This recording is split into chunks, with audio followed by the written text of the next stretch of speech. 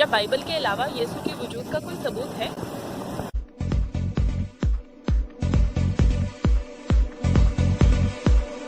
اب لوکا نے اور کیا لکھا تھا؟ اور کیا آپ جانتے ہیں کہ صرف 20 سال پہلے کچھ لوگ اس بات پر شک کرتے تھے کہ یسوع کا وجود بھی تھا۔ اب ہمارے پاس یسوع کے زمانے کے غیر مسیحی مصنفین سے ثبوت موجود ہیں، جن میں یہودی ربیوں کی کئی حوالہ جات بھی شامل ہیں جو یسوع کو پسند نہیں کرتے تھے۔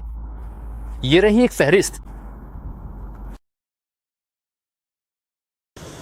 مجھے معلوم ہے اس سے بارٹ ایرمن اور دوسرے لوگ بیوقوف لگتے ہیں۔ ارے لیکن میں وہ نہیں ہوں جس نے کہا کہ یسوع کا وجود نہیں تھا، لیکن میں ایک بات کی طرف توجہ دلانا چاہتا ہوں۔ نئے عہد نامے میں لکھا ہے کہ مصلوب کیے جانے کے وقت تقریباً 3 بجے اچانک اندھیرا چھا گیا تھا۔ اب تھیلز جو 52 عیسوی میں لکھ رہا تھا خدا پر ایمان نہیں رکھتا، لیکن وہ کہتا ہے کہ اس اندھیرے کی ایک منطقی وجہ ہے۔ وہ کہتا ہے یہ سورج گرہن تھا، کوئی معجزہ نہیں تھا۔ ایک اور قدیم مصنف فلیگن کہتا ہے ہاں ضرور یسوع کی مصلوبی کے وقت سورج گرہن ہوا ہوگا، اور دوسرے قدیم مصنفین کہتے ہیں نہیں، پورے چاند کے دوران سورج گرہن نہیں ہو سکتا۔ اب مجھے پرواہ نہیں کہ کون صحیح ہے، یہ میرا مدعا نہیں ہے، لیکن اس پہلی صدی کی بحث کے دوران کوئی یہ نہیں کہہ رہا کہ یسوع کا وجود نہیں تھا یا اندھیرا نہیں ہوا تھا۔ وہ صرف یہ جاننے کی کوشش کر رہے ہیں کہ جو کچھ ہوا اس کی منطقی وضاحت کیا ہے۔ ایک اور مثال یہ ہے کہ یوسفس جو ایک یہودی مورخ تھا، وہ زیادہ تر یہودیوں اور رومیوں کے تعلقات پر توجہ مرکوز کرتا تھا، لیکن وہ یوحنا بپتسمہ دینے والے کا ذکر کرتا ہے اور کچھ ایسی تفصیلات بھی بیان کرتا ہے جو بائبل میں نہیں ملتی۔ لیکن یوحنا بپتسمہ دینے والے کے بارے میں جو کچھ وہ کہتا ہے وہ سب کچھ نئے عہد نامے سے مطابقت رکھتا ہے۔ اور بعد میں اپنی کتاب قدیم آثار کی جلد 18 میں یوسفس لکھتا ہے کہ یسوع ایک دانا انسان تھا۔ ہاں ظاہر ہے کہ وہ یہ نہیں مانتا کہ یسوع خدا کا بیٹا ہے، لیکن ایک مورخ کی حیثیت سے وہ یسوع کے بارے میں لکھتا ہے جسے وہ مسیح کہتا ہے، جس پر پلاطس نے مقدمہ چلایا اور صلیب پر چڑھانے کے لیے بھیج دیا۔ سن 112 عیسوی میں گورنر پلینی دی ینگر عیسائیوں کو قتل اور ستانے کے بارے میں دوبارہ سوچ رہا تھا، کیونکہ وہ بہت اخلاقی تھے، اور جو کچھ وہ ان کے بارے میں لکھتا ہے وہ نئے عہد نامے سے مطابقت رکھتا ہے۔ وہ لکھتا ہے کہ بہت سی عیسائیوں کو قتل کیا گیا، لیکن اگر وہ رومی شہری ہوتے تو انہیں مقدمے کے لیے روم بھیج دیا جاتا تھا۔ ایک اور اتفاق یہ ہے کہ عیسائی یسوع کو خدا مانتے تھے۔ کلیسا میں کچھ عورتوں کو قیادت کے عہدے حاصل تھے جو کہ روم میں نہیں تھا۔ عیسائیت مندروں اور رومی مذہب کے لیے نقصان دہ کاروبار تھی۔ اب یہ یسوع کی موجودگی کے لیے مضبوط ثبوت نہیں ہے، لیکن ایک بار پھر یہ ظاہر کرتا ہے کہ نیا عہد نامہ تاریخی طور پر درست ہے۔ ایک اور ثبوت ٹیسپ سے ملتا ہے جو ایک پروکونسل اور عیسائیوں کا ستانے والا تھا۔ اس نے کہا کہ عیسائیت ایک بیماری ہے جو کرسٹس نے شروع کی تھی، جسے پونٹیس پلاطس کے تحت موت کی سزا دی گئی تھی۔ سیپٹونیس جو عیسائیت کا ایک اور مخالف تھا، وہ بھی مسیح کا ذکر کرتا ہے۔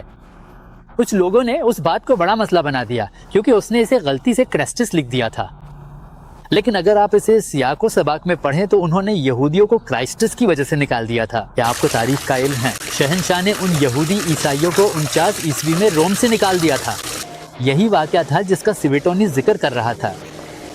یسوع کے ایک اور مخالف لوسیان آف ساموساتا نے لکھا کہ یہ خوفناک عیسائی اپنے اصل قانون دینے والے کی عبادت کرتے ہیں اور اسے ایک مصلوب دانا کہتے ہیں۔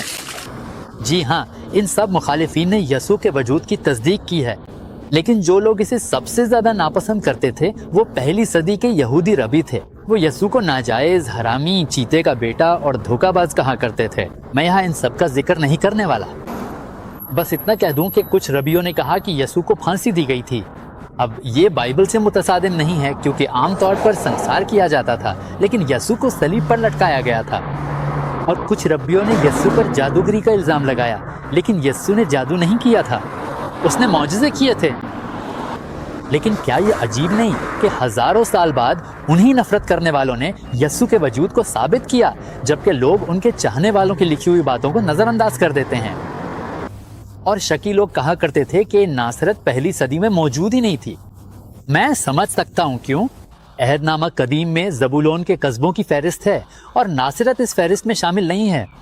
مورخ یوسفس نے گلیل کے 45 قصبوں کی فہرست بنائی ہے اور ناصرت اس میں بھی شامل نہیں ہے۔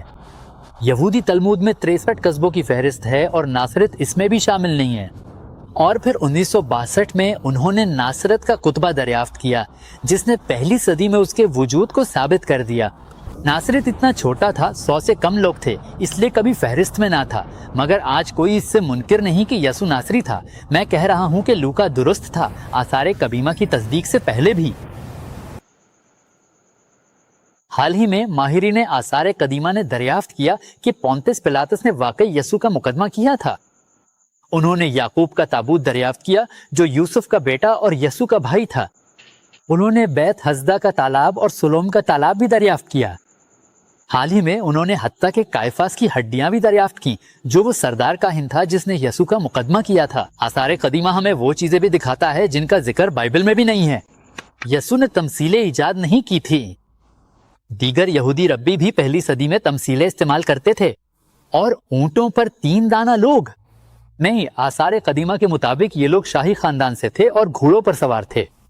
चर्च ने इस मामले में गलती की है। यसु नासरत में पला बड़ा, जो एक गरीब और छोटा सा कस्बा था।